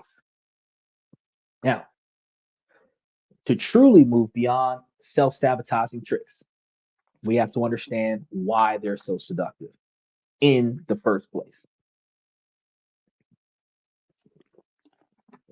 They are the product, a solution being sold to a very real and painful problem: the deep seated insecurity and frustration that modern dating can create for men. So let's be honest, the dating app landscape can be brutal. Study after study paints a stark picture. I've covered it for years. Men vastly outnumber women on most platforms, and one analysis found that women swipe right on only about 5 or 8% of men profiles, while men swipe right on 40 to 46%. That imbalance is a mathematical reality, and it can lead to a constant feeling of rejection. A Pew Research Center study found that 64% of men on dating apps have a felt insecurity because of the lack of messages that they receive. Nearly two-thirds of men are using these platforms and coming away feeling worse about themselves, especially those that are paying for the membership and still not being able to find somebody. But the algorithm is designed to keep people connecting to other people. It's not designed to actually help you find a relationship. Because if you found a relationship, you get off the app. If you're continuing to look, you're staying on the app. The more you pay to connect with new people, the more the platform makes money. So you got to understand the dating platform is not designed to help you succeed.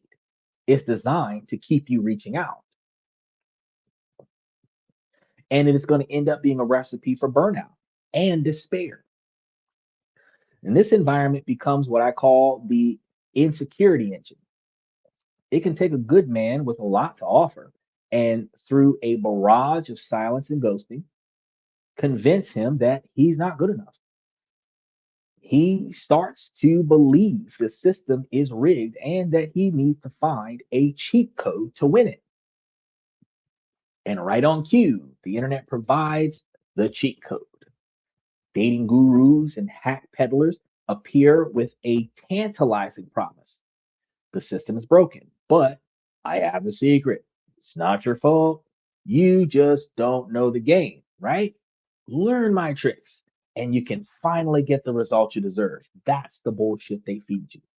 This message is incredibly compelling because it offers an external solution to an internal pain, validates his frustrations, and tells him that he doesn't need to do the hard, scary work of introspection. He just needs to learn a new set of tactics. The appeal of a trick is that it feels like a loophole. That it absolves you of the need to become a more secure, emotionally intelligent person. Why develop a real sense of humor when you can memorize a few witty lines? Why build real confidence by facing your fears when you can just fake it with a certain posture? These tricks are a bandage on a wound that needs to be cleaned and healed. The counterintuitive truth is going to be this: the path to genuine confidence is not to find better tricks, but to address the insecurity that makes the trick feel necessary. The real solution is to turn inward. It's building a life you are genuinely proud of, independent of female validation. It's developing social skills by practicing in real world, not by rehearsing scripts. It's getting to a place where your self worth is so solid that rejection on a dating app stings, but it doesn't break you. When you come from the place of authentic, earned confidence, the need for tricks simply melts away. You don't need to manufacture scarcity because your time is genuinely valuable. You don't need to neg a woman because you're not intimidated by her. You don't need to perform a persona because you're genuinely happy with the person that you are. Ditching the tricks is terrifying, but it's the only path to a reality where you are chosen for who you actually are. So we agree to throw out the cheap tricks. What do we replace them with? We need a new operating system, a framework for behavior rooted in integrity, strength, and respect. So let's break it down by looking at common dating scenarios and contrasting the cheap approach with better high value solutions. First area, attracting dates. We're going to start here because this is where people struggle the most. The cheap approach, using misleading photos, flexing wealth you don't have, and using canned pickup lines. The goal is to hack attention. The high value, unorthodox solution you're going to use for that, you focus on genuine improvement. You work on your communication skills. You learn to tell better stories about yourself. You develop empathy. You create an interesting life and then simply invite women into it. You do realize that the majority of men that ask a girl out on a date absolutely had nothing to do this week or this weekend. So when they offer to invite a woman out, first, they have to clear their schedule from playing video games to finding a nice outfit to take this girl out. They have no fucking clue where to take her, which is why most good guys ask a girl, where do you want to go? Or what would you like to eat? Or this, that, and the third for your first date. Because in order for him to press you, all he has to do is afford whatever the hell you want, right? But see, a man with a plan, a man with a pre plan, I already had shit to do this week. Do you want to join me? That's it. Either way, I'm still going. It doesn't mess up my demeanor as a man if you're not showing up to a reservation because I reserved this before I met you. So I'm going. A guy who's only reserving this to impress you just wasted his money. There's a difference there. The high value, unorthodox solution, you actively date outside of your type. And I tell women this all the time, but men, you'll value this too. Your type might be toxic. It's all you knew when you were growing up. It's all you've experienced as an adult. She might have a certain figure with tattoos, piercings, multicolored hair. That's your type. But that type might come with a lot of chaos. You might need a plain Jane, conformatively dressed, Natural hair color, no piercings, no tattoos, barely any ear piercings, just regular person. Date somebody outside of your type, right? Many of us get stuck in a loop, chasing the same kind of person by intentionally dating people you might normally overlook. You break that pattern. You learn more about yourself. You broaden your understandings of connection, and you often discover that what you thought you wanted isn't what you actually needed. And a lot of times I have this discussion with people. Um, when I talk to women about what I'm willing to do, I tell women all the time, same thing I talk to the kids. I say, look, I'm going to get you what you need first. And if what you want is reasonable, then we'll see. And why do I put it like that? Because if I'm going to be the source of provision, women can want whatever they want, like a genie in a lamp, everything from G5s to private jets. But what you need is a reliable 1996 Nissan Maxima to take your ass to work every day so that you ain't got to catch the bus in the rain, right? So the difference between finding a man of value that you need versus finding a man that you want is going to be completely different dynamics. And for men, the difference between finding the girl that you need that will build you up and you can start a life with and you can have a future with versus the easy girl that'll put out quickly and provide you with a lot of chaos and you be one of many baby daddies is a completely different structure. What you want is less difficulty. What you need is more stability, right? So you're going to learn a lot by choosing something different. In the second area, handling interest. The cheap approach is playing hard to get, using manipulative delays in communication and feigning disinterest to create anxiety.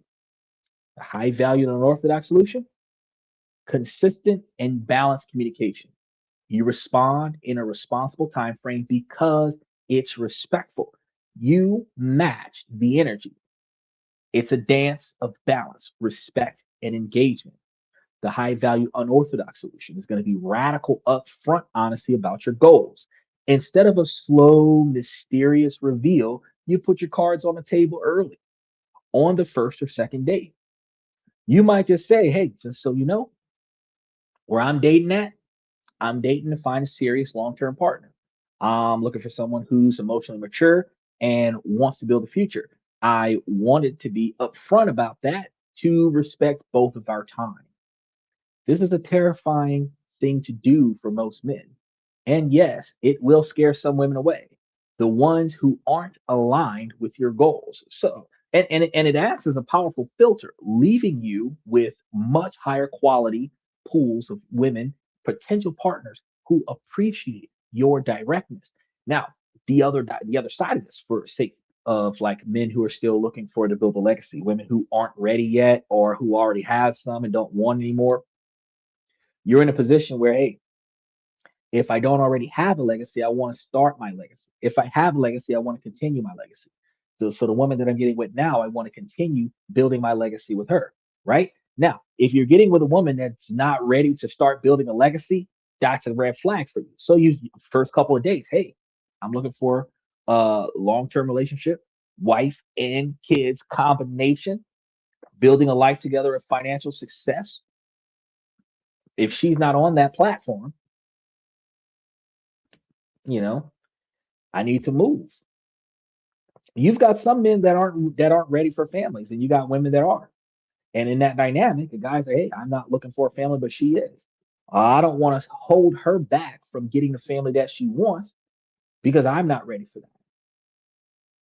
So, respectfully, when you flip the coin, if the man is looking for a family and the woman's not looking to be the provider of that family, to create that family, then she needs to push on instead of, "Oh, well, we'll figure that out down the line." No, if you're not committed to popping one out whenever naturally capable, No. Because a year, 2 years, 5 years from now, I will always know that you didn't want it. And the more I talk about it, the more you're going to feel pressured about me forcing you to do something that you didn't want to do. It's not fair for me to force you to do something that you want to do, but it's also not fair to me for you to deny me something that I want. So before we get to a dynamic where we have to choose between one of us being unhappy in order for us to stay together, let's just stop before we get emotionally and potentially financially invested into this, right? Area number three, managing your reputation. The cheap approach, you ignore it. You ghost people, you end things poorly, and talk trash about your exes, leaving a trail of wreckage behind you. A high valued unorthodox solution, you aim for clean endings. You don't ghost people. You communicate respectfully, even when delivering bad news. You don't speak ill of the past partners. The high valued unorthodox solutions, you're going to operate under the assumption that every interaction will be gossiped about. You treat every text and every breakup as if it will be screenshotted and replayed for a jury of her friends, which could go viral at any point in time. This forces a higher standard of behavior.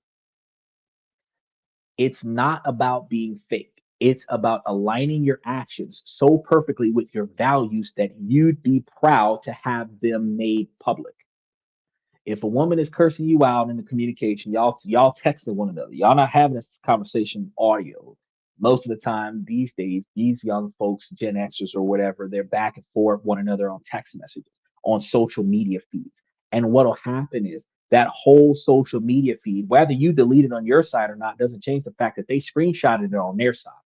They got the whole conversation. They got every negative comment that you said. All they got to do is just crop it out and piece it together the right way and make it look like you're a demon. So all you have to do is articulate in a fashion where you would be proud to have your conversation posted because you articulated appropriately, you maintain respect, you maintain maturity, and you were able to dissolve the situation to the best of your ability because you couldn't de-escalate it, right? The only outrageous person between the two of you is her. She can't say you messed up. She can say she didn't like what you did, but you didn't mess up. Area number four, partner choice. The cheap approach, chasing superficial traits. You prioritize your looks or status that fits an ego-driven fantasy. The high value orthodox solutions, you prioritize character and values. You look for kindness, reliability, and emotional stability, which has absolutely nothing to do with her income, right? The high value unorthodox solutions. Actively assess a potential partner's impact on your own peace and reputation. Ask yourself unorthodox questions like, does being with this person make my life more peaceful or more chaotic? What does her reputation among her own friends say about her? And then how will being associated with this person affect my own social standard? This isn't cynical, it's profoundly wise. Choosing a partner is one of the most important decisions that you'll ever make. And that's one of the reasons why I ask women, why do you make such poor choices in this dynamic? But this framework shifts the focus from what can I do to get her to what kind of man do I need to become. Doesn't have anything to do with her. It's a move from tactics to identity. And when you start operating from this new system, attraction is no longer something you have to chase. It becomes a natural consequence of who you are, right? Your professional resume showcases your skills, experience, and reliability to employers. It's a record of past behavior that predicts future performance. And a lot of times you leave jobs on bad terms, but your resume can still speak for itself without them having to check your references and calling your past employers. It's time to think about your dating life in the same dynamic. Every action you take is a line item on your relationship resume.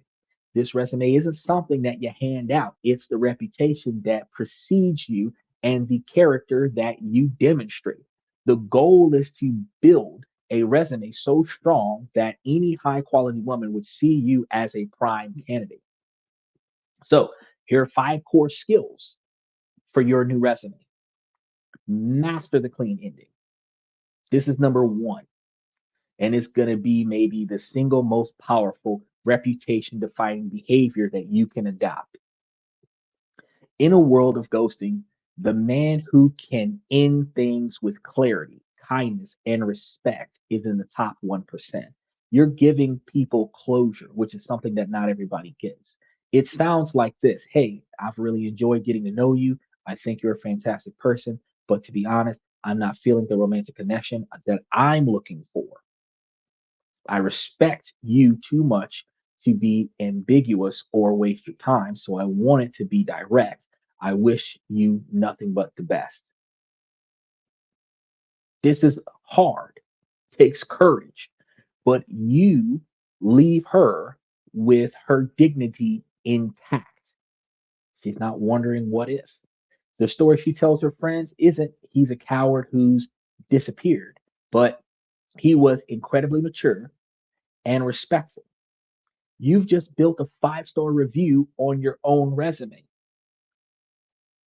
Number two, practice attachment aware dating. Many of us are unconsciously driven by our attachment styles: anxious, avoidant, or secure.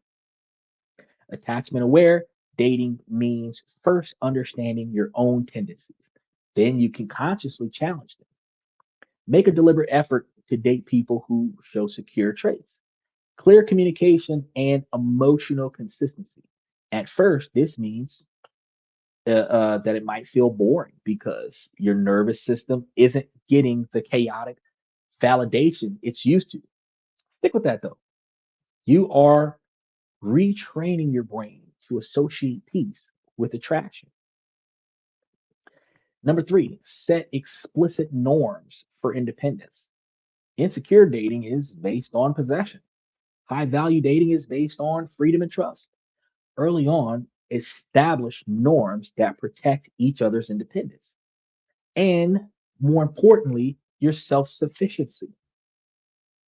Say something like, it's really important to me that we both maintain our own friendships and hobbies.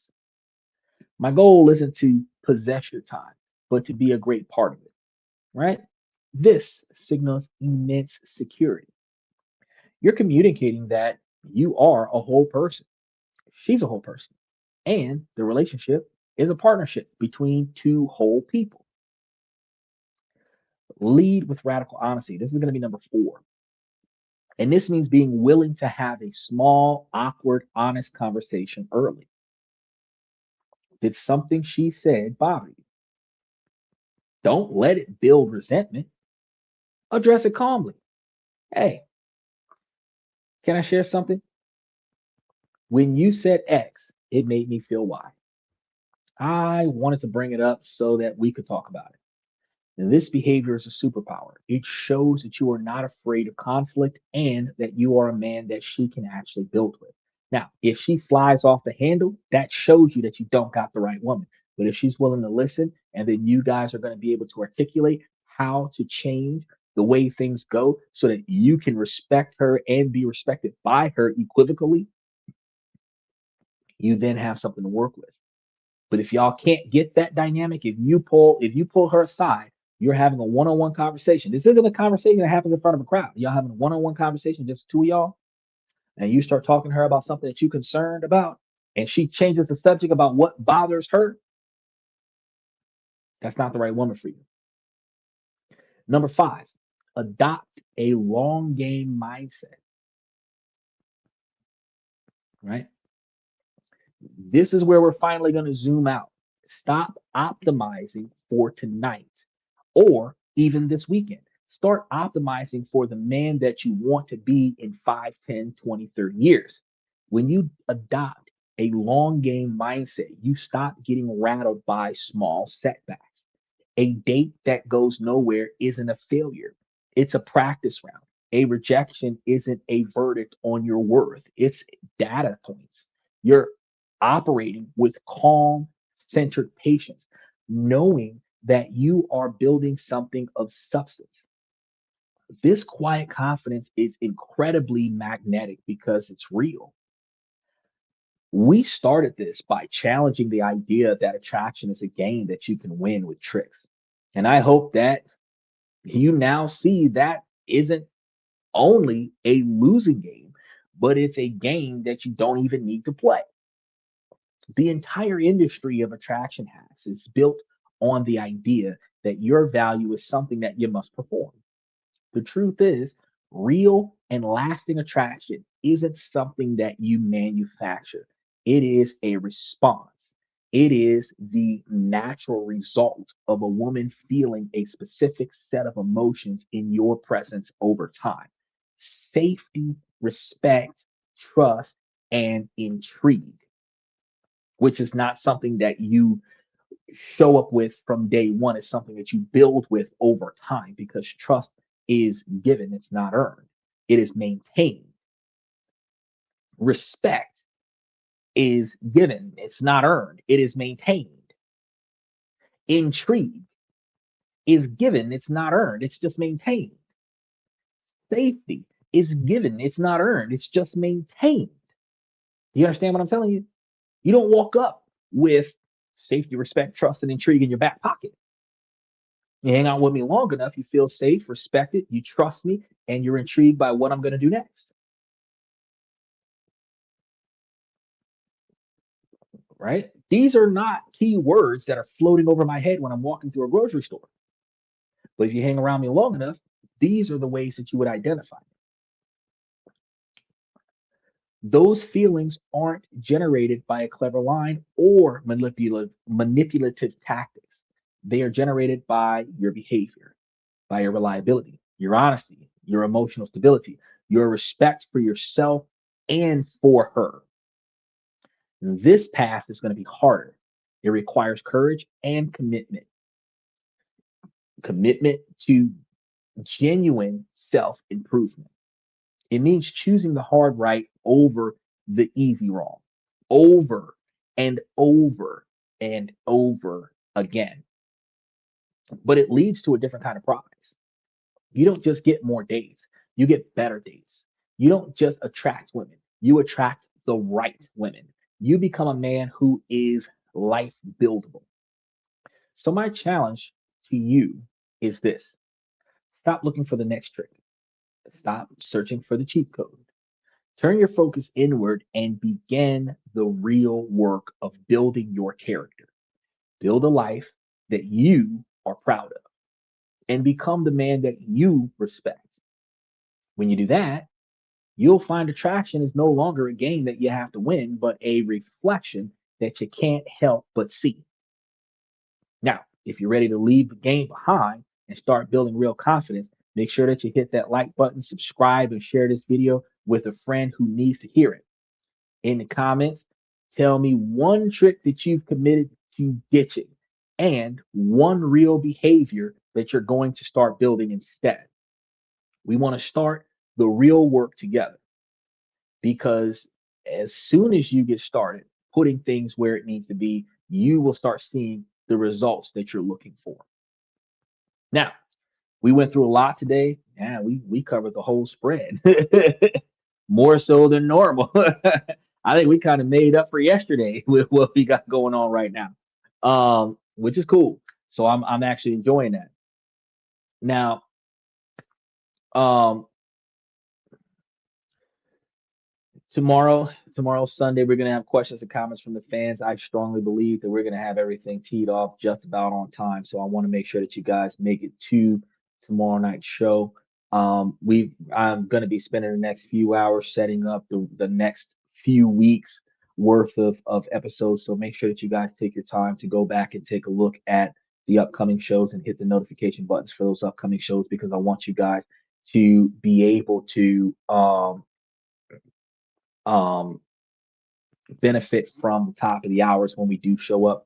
We do have opportunities where there are updates to things that we're paying attention to, and I want you guys to be able to catch those updates because whenever I do make it around to editing the post live shows, I usually cut out the first 15, 20 minutes of the show, and all of the good updates, all the juicy details are lost.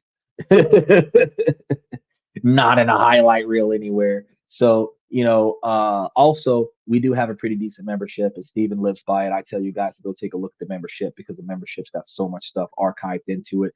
Outside of what's already open to the public, the membership has already got so much archived into it. And we're going to be having a lot more stuff archived into it. Luckily for me, all of the information that I need you guys to have off of the last 3 weeks worth of shows, I could probably put it all together in one weekend. It just has to be the one weekend after I finish catching up with all the other things that I'm trying to do. Being a one man army, it puts me in a position where I don't always have everything that I want you guys to have when I want you to have it. But valuing my time and valuing yours, I will make sure that I get you what you need in a timely fashion. But I'm not going to overwhelm myself because as I prioritize you guys with setting um, time management skills, I'm practicing those exact same time management skills. And I check my calendar and I'm like, there are certain things that I can just put off for a few weeks and then put all of it up there and be caught up with it instead of stressing myself out to try to get it all done in one day. There's only 24 hours in a day, and if I've got 30 hours worth of things to do, some stuff has to get put off till tomorrow. I tell you guys on a regular basis that you want to have 5 things a day that you need to do, 2 things that are mandatory, and 3 things that can wait until tomorrow. And tomorrow can be tomorrow every day until you get to it.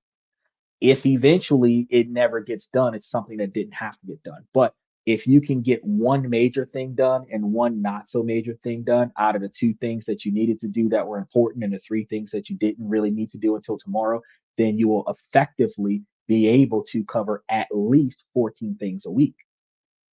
Your list will get done eventually. You will run out of major things that need to be done. You will run out of the monthly things. You will start doing things in advance so that you don't got to do it anymore. You will have plenty of time to get the other 3 things that needed to be done. Where once you start covering 5 things a day, that's 35 things a week. Not too many people can think of 35 things they need to do that hasn't been done because that really just explains procrastination, right? A lot of the times you've got so many things up there that you did not need to do, but you wanted to do it to validate getting something done. Where 20% of the things that you do has 80% of meaning to your life, and the other 80% of the things that you do is a waste of time. So I will be getting all of this stuff of value up there for you guys within the next couple of weeks.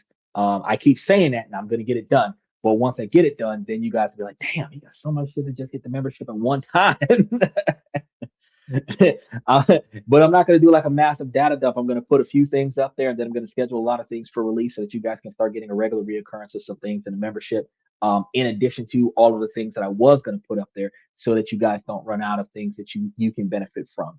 Um, we've got all of the ex dividend dates projected already into the membership. You guys can go back and take those dates, double check them with the declaration dates, and make sure that they're all up to date. We covered the 2 months worth, so we covered April and May. So just in case, you can go in there and go and get the list for April and May, all the ones that we're looking at. You can go and get all of the stock portfolios that we put together, sample stock portfolios that you can utilize to make yourself more successful. We got links to where you guys can utilize fintech from Stash Apps you guys can invest in and build yourself a portfolio that you guys are proud of. And then we've got a lot of other things that we're throwing in there that's going to give you walkthroughs on how to change and improve and make things better. And we just finished covering a show yesterday about how to accessorize, and I'm going to be turning that into a guide, and we're going to be putting that together and throwing that into the membership. And I'm probably going to end up like the guys keep telling me I should write a book. I'm probably going to end up doing something like that, create me an audio book or some stuff like that with like collectively taking certain things and putting it together and then publishing it on a platform that I control. Selling an ebook on, hey, this is how you can get this done and this is how you can get that done, and you know the how tos, right? Because we need it. We need it. There's a lot of different places that got a lot of different things in a lot of different ways, but the stuff that we talk about on this show collectively takes everything from everywhere else and makes it make sense for you here. Then the question is, why haven't you done it yet? because I'm doing it. As you can see, changes are being made around me. So my question is to you: what changes have you made this past week that improves your standards? What changes have you made this past month that has improved your standards? What changes have you made in the past 4 months, 5 months that has changed your standards, changed your mentality, changed your ability to engage and interact with people, changed the way you allow people to interact with you? What changes have you made? Because we're almost halfway through the year, and if you're still doing the same shit you were doing in 2025, you're fucking up. Anything that wasn't working in 2025, that your New Year's resolution was to cut that shit out for 2026 and find a new way to go for 2027. So the fact we're halfway through the year and you haven't found a new way to get stuff done, that's a problem. So by all means, go through the archive of all the videos that I put up here over the past 3 years and find different ways to do things differently than what you've been doing it so that you can see improvement. That's what you want to do. That's what you need to see. And eventually, you will find yourself in a position where you're satisfied with everything that you're doing and everything that you have, right? This isn't keeping up with the Joneses. This is you being proud of you for what you've done to make yourself the person that you have become today. But that requires you today to set your 5 year goals, 10 year goals, 20 year goals, and start making changes so that in 5 years, you can look back at the last 5 years and say, I did that. You know what I mean? That's not something that a lot of people are doing. A lot of people are YOLO. You only live once. And what they're doing is that they're making a bunch of irresponsible choices because who cares? Right? What's the worst that could happen? Right? You only live once. But when you're older, you're going to regret those decisions. You're going to regret every bad decision you made when you get older, especially when you're financially challenged. So let's make some changes and get ourselves out of that financially challenged scenario so that when you YOLO at 60, 70, 80 years old, you're doing it with $2.5 million worth of assets that you can leverage to do it in style and have your standard of living covered and have revolving capital coming in. Let's do it in a way where you no longer have to show up and work for somebody else where you're only getting paid for your presence. Get paid for doing nothing. Get paid in your sleep, right? Get paid on a yacht in the middle of a place that has no internet because your money is making money for you. So that when you do touch down into a location with internet, you can just make a deposit or make a withdrawal, right? We've got to change the way we think. We got to change the way we do because as you can see with what's going on right now, the world is changing and we have no control over it. But what we can do is we can navigate around that for the better. With such a chaotic environment right now, financially chaotic environment right now, broke people can become rich while rich people become broke. I don't want to be broke when this is over. You shouldn't either. With that being said, I want to thank you guys, but I'm going to start off by saying, ladies, as long as the situation doesn't make sense, I'm going to keep asking you ladies to make it make sense. So, ladies, please make it make sense. Fellas, I give you all this information to help you become higher value men because when you prioritize the things in your life that are inside of your control and change the things that you don't like, you have more capabilities of navigating around the things that you cannot control. And ladies, while this is a male driven podcast for the male's perspective, you too can benefit from the information that I give you and make yourselves higher value women by finding the things that you want to accomplish for your 20 and 30-year goals. Your end results get reverse engineered into the steps that you need to take today to proactively get done what you need to get done to meet those goals. Now, if you keep your eyes and ears open, you will be able to find the characteristics, personality traits, drive, ambition, integrity of the kind of man that you can partner with and meet those goals together where you're helping him achieve his goals, he's helping you achieve your goals because two people can make it to $1 million faster than one. But it is the value of the people that are working together that determines the success of that effort. Now, with that being said, I'm going to thank you guys one more time. Thank you for coming to this and that. I'm your host, Vander, where we talk about this, that, and everything in between. And I will see you guys tomorrow night.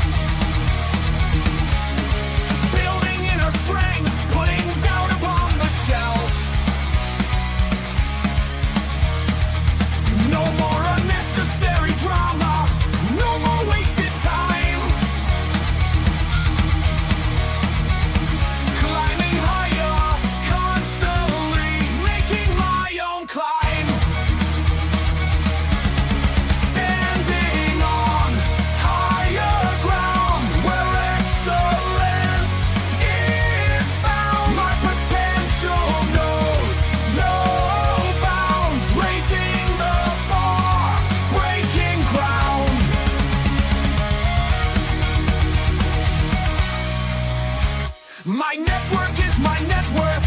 Choose your company wise. Surround yourself with eagles, not with sheep in disguise. Every interaction is a reflection of my brand. Quality over quantity, that's my personal command. I'm not landing on higher ground where excellence is found. My potential knows no bounds, raising the bar, breaking ground.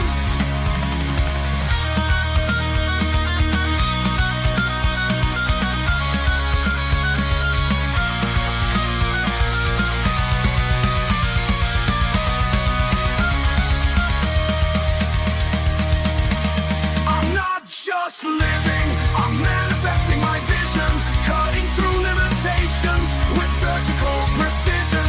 My expectations are my compass, my respect is my shield to mediocrity and chaos. I will never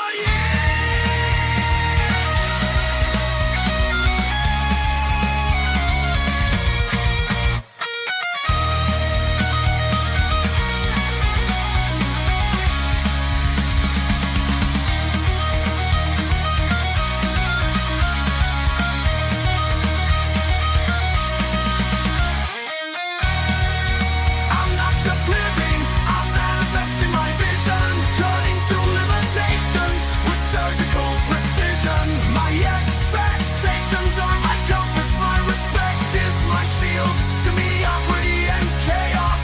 I will never yield.